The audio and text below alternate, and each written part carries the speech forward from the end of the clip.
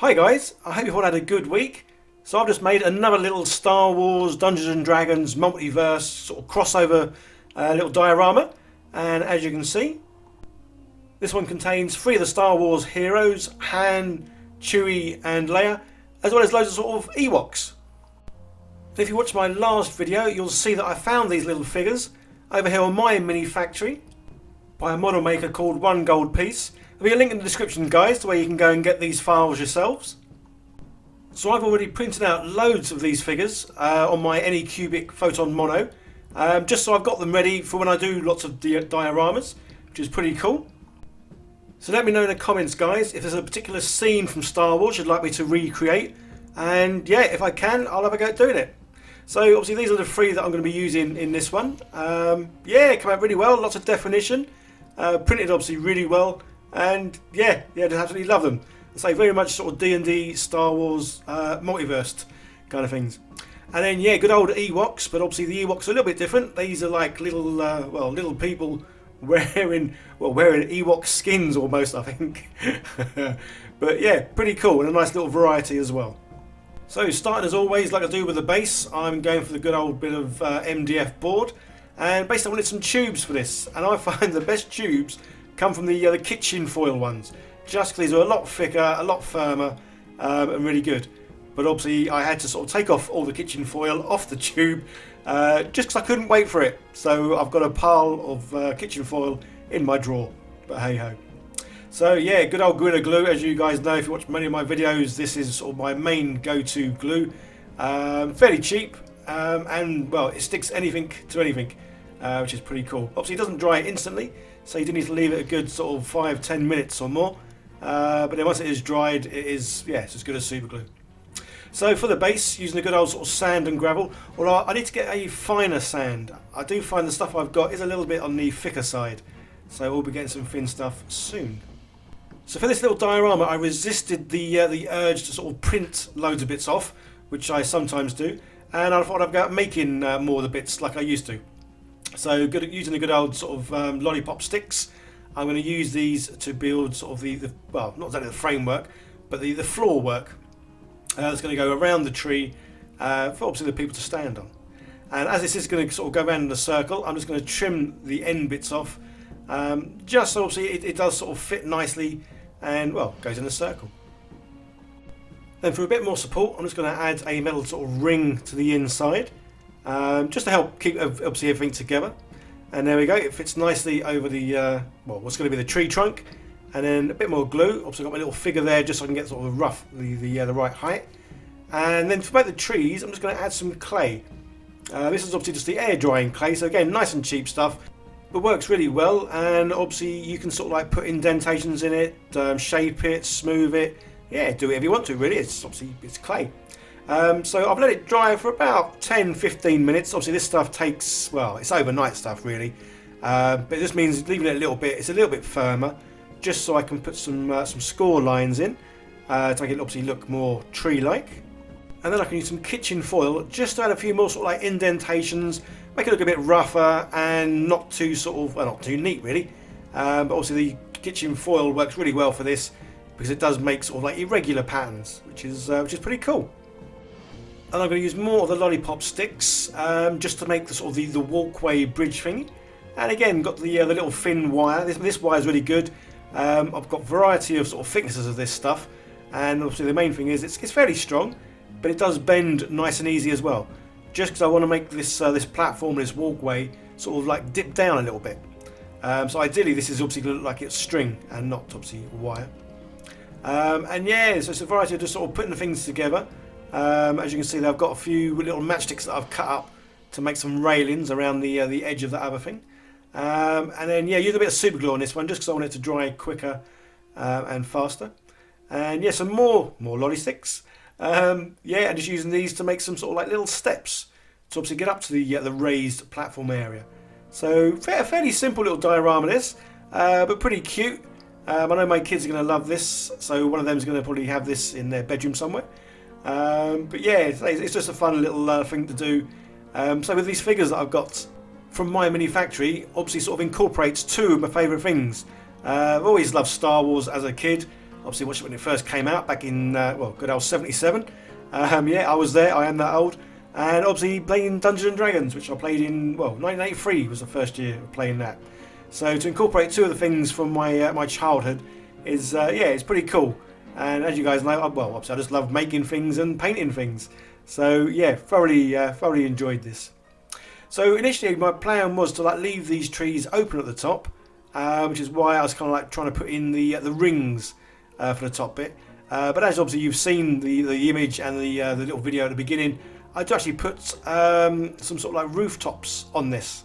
So this is where quite often I have a rough idea of what I want to build, but then as I start building it, other ideas come in, or you might look at something and think, well, that looks alright, but I'd rather it looked something different. And then yeah, making, well, these aren't exactly obviously railings because this is going to be painted so it looks like rope, but yeah, just some more wire and stick that around the edges.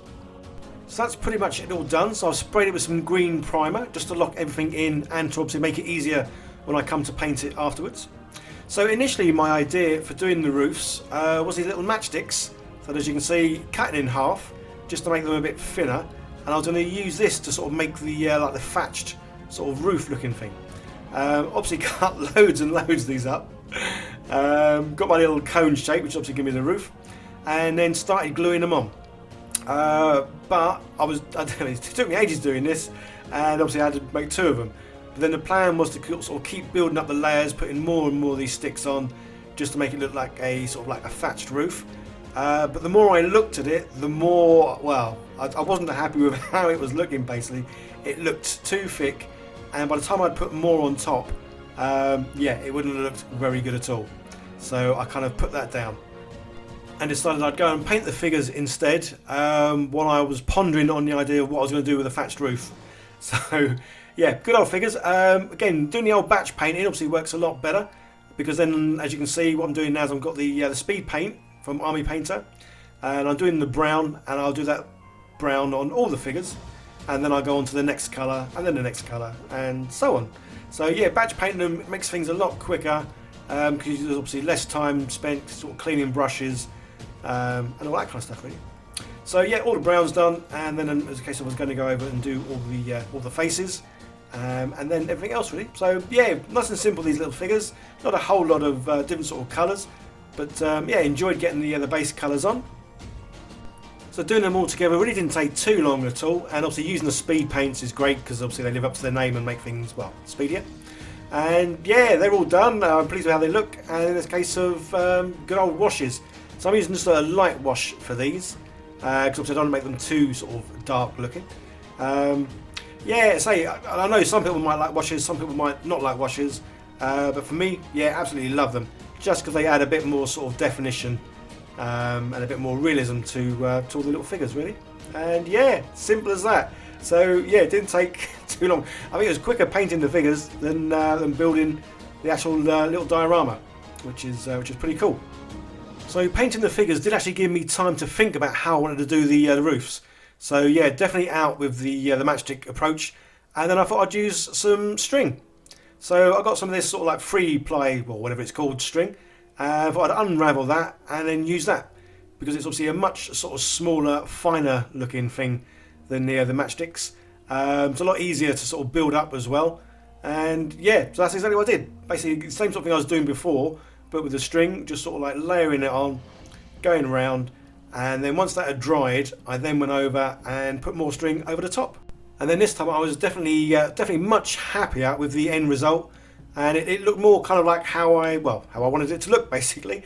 So yeah, once it had all been put on, then it was just a case of giving it a good old trim, and I wanted to leave it just a little bit over the edge of the cardboard, just so it could be flattened down, and then you definitely wouldn't see obviously any of the, well, it wasn't even cardboard, it was paper. You wouldn't see any of the bit underneath. And yeah, much happy with how these come out. Made some little tufts to go on the top, just so it looked like obviously all the straw would have been pushed up.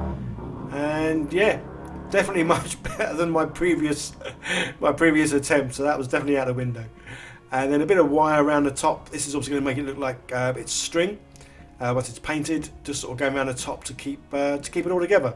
So yeah, much happier. So it's definitely worthwhile, guys, if you're making something and you're not happy with it. Yeah, definitely stop. Even if you spend hours doing it, stop, do it again. Just because obviously when you've got this sitting finished made, you can look at it and think, yeah, I'm so pleased I took the time in changing whatever it was. So yeah, also I did sort of paint this with a green primer, so that's just a good coating, so then any kind of paint or the acrylic paint I've got will go over it nicely. And then pretty much I painted everything sort of brown, and then just go sort of a few sort of areas here and there. Again, I always forget what this wash is called, or this is called.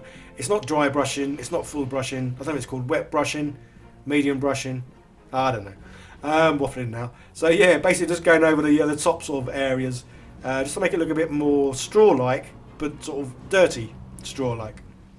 And then yeah, again, simple paint on this. I mean, I do love things when they are a nice, simple paint job. And if anyone's seen one of my recent videos where I'm making Troll Skull Manor from Waterdeep, it's a D&D sort of adventure, I am still making it, and in fact I have actually finished making the actual building.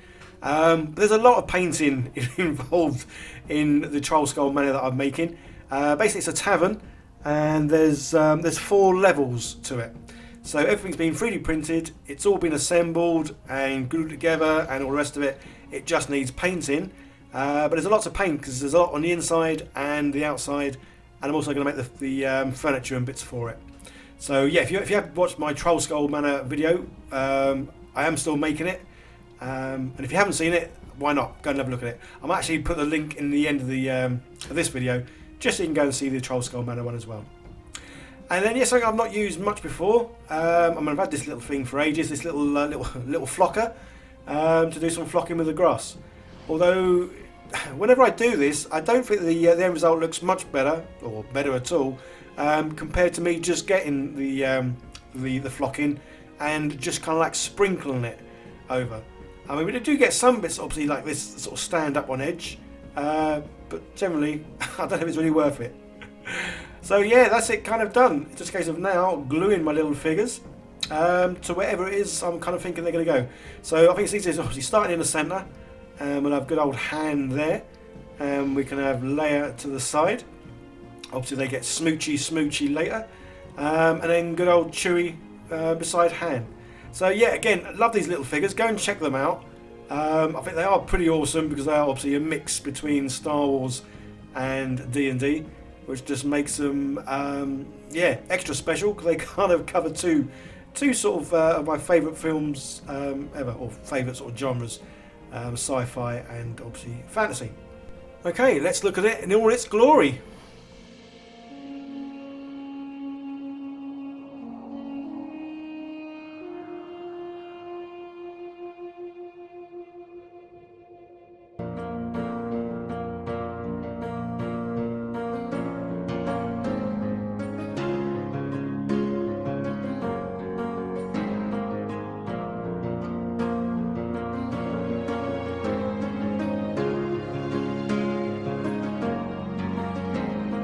And there we go. Hope you enjoyed the video, guys. Don't forget to like, subscribe, comment, all that good stuff.